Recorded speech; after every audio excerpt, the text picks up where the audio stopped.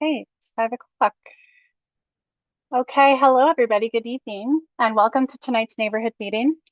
My name is Rachel Mulholland, and I'm a planner with the city's Development Services Department. The purpose of tonight's meeting is to present to you the neighborhood, a development concept being considered by the owner and development team at 73, 75, and 79 Toronto Street prior to a formal development application being submitted to the city.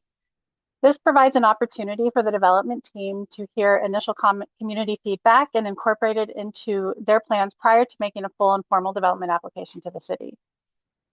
Please be aware that we are recording this meeting for the public record.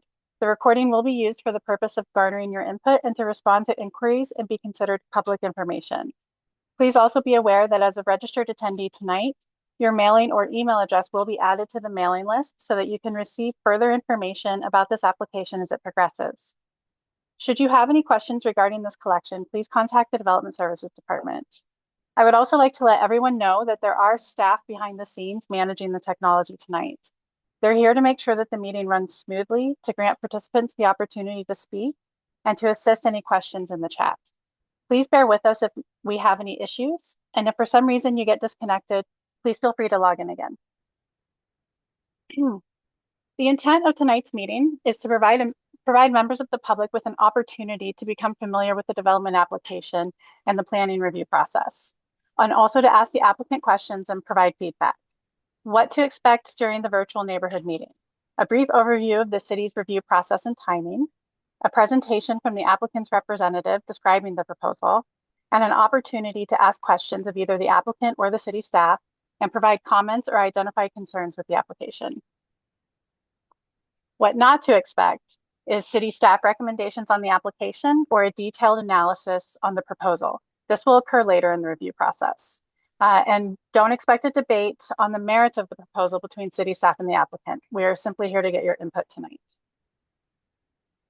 Before we get into the presentation, I just wanted to quickly highlight the next steps in the application process.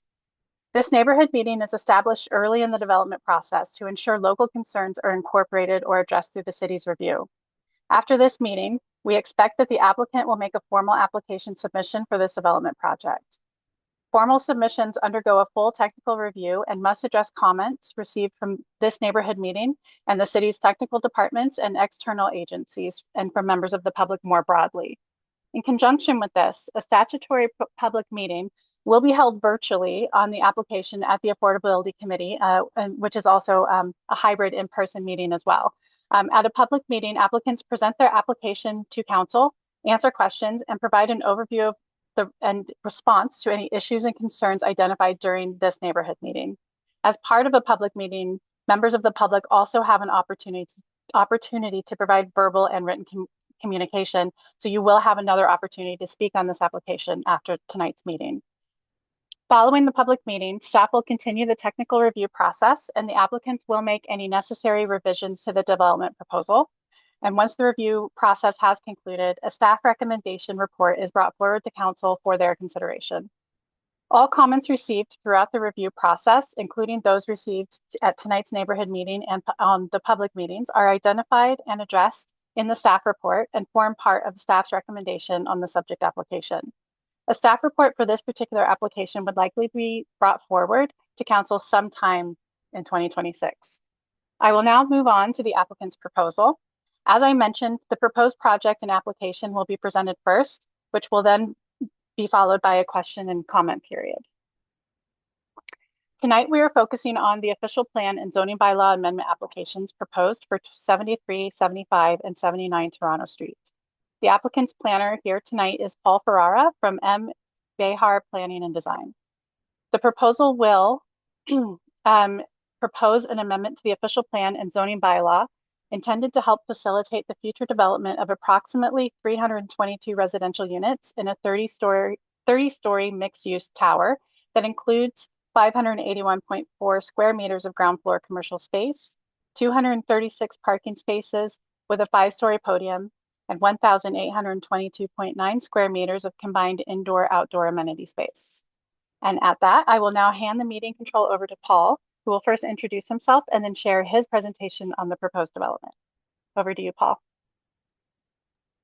Hello, thank you, Rachel.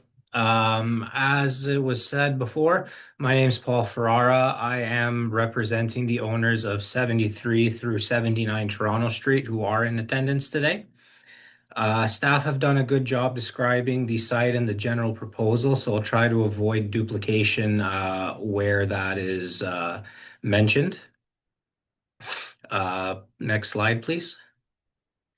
The subject lands are at the southeast corner of subject lands are located at the southeast corner of Queen's Park and just north of Dunlop Street.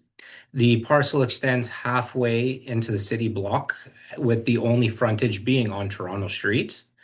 The immediate context is comprised of a mixture of densities and built forms. This is in proximity to the Dunlop and Toronto Street intersection. In that regard, a few points to note in the proximity of the subject lands are that Queen's Park to the north of the site, as well as the retirement residents that are just north of Queen's Park.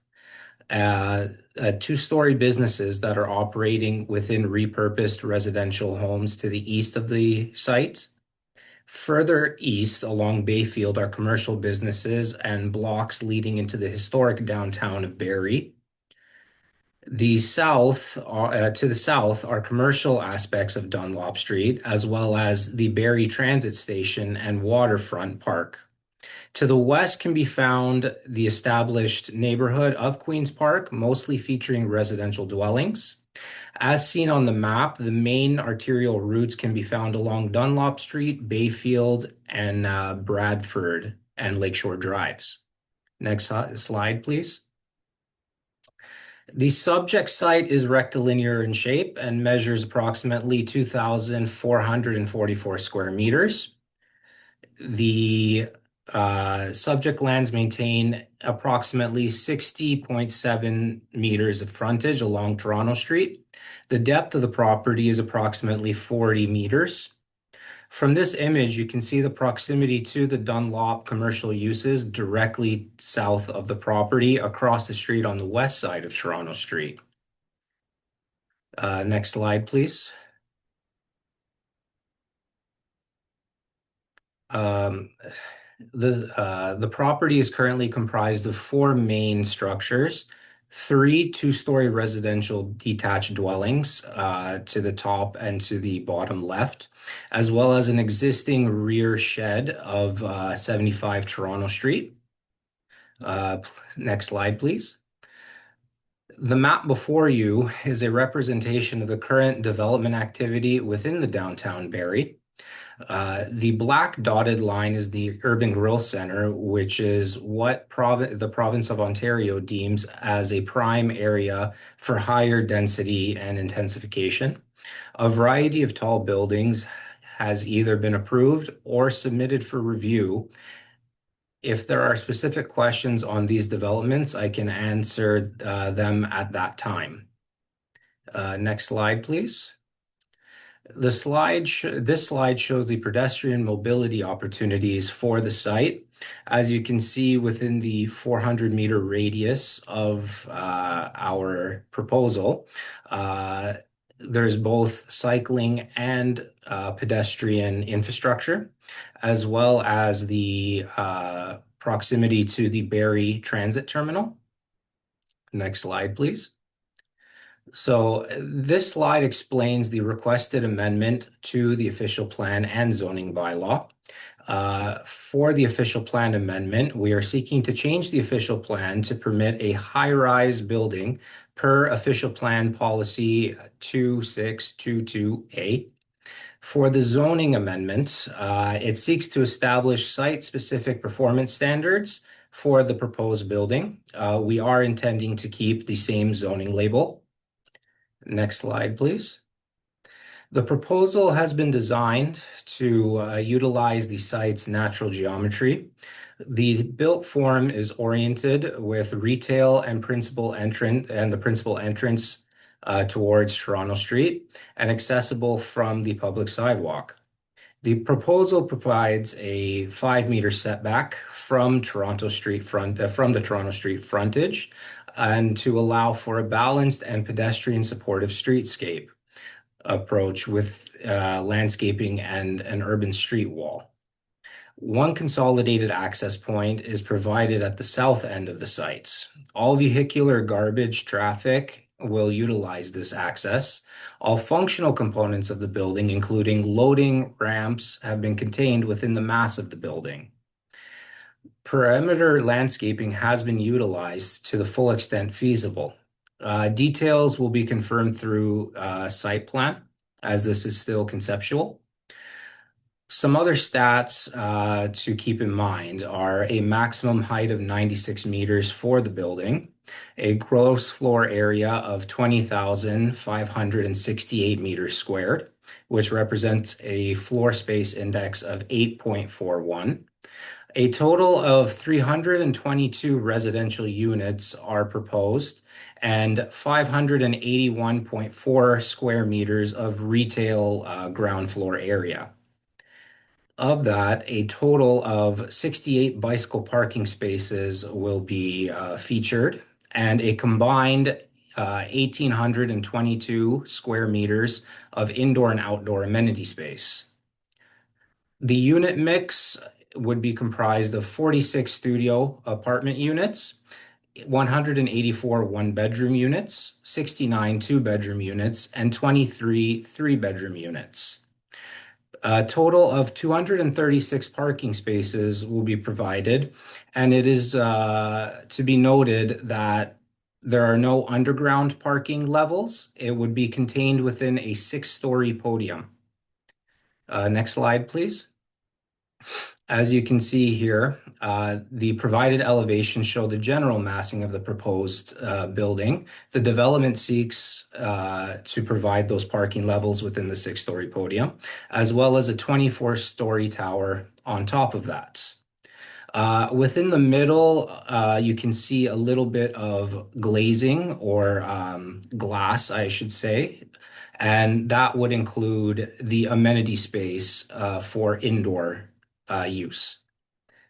Next slide, please. The proposed building provides a prominent street presence and consistent street edge condition, framing the Toronto street frontage. The building orientation is pushed towards the west property line of the site to allow for an articulate massing of the building and at the street level. A 3.4-meter high ground floor is provided, emphasizing the lobby and small at-grade retail use. While the building is contemplated as a contemporary design, cladding material or colors will be determined through the site plan process. Next slide, please. A number of key supportive studies were provided through submission to demonstrate the technical feasibility of the proposal. You can see the highlighted important reports on this slide. Next slide, please.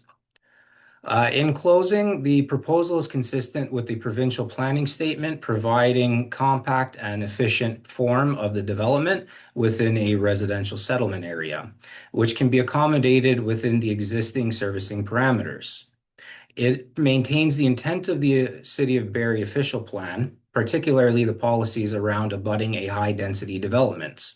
The property to the south is anticipated to be a high-density development as well. Therefore, we are looking to speed up this process and provide a matching built form before this, providing an appropriate fit within the existing built form context. And the proposed building has been designed in consideration of the approved and proposed buildings within the urban growth center, matching the emerging context along Dunlop Street, as well as the location of the site and the distance from the adjacent low-rise residential neighborhood. If you have any questions or would like to provide any feedback after the fact, you can contact me, Paul Ferrara, or my principal, Chris Pereira, with the information provided below. Thank you.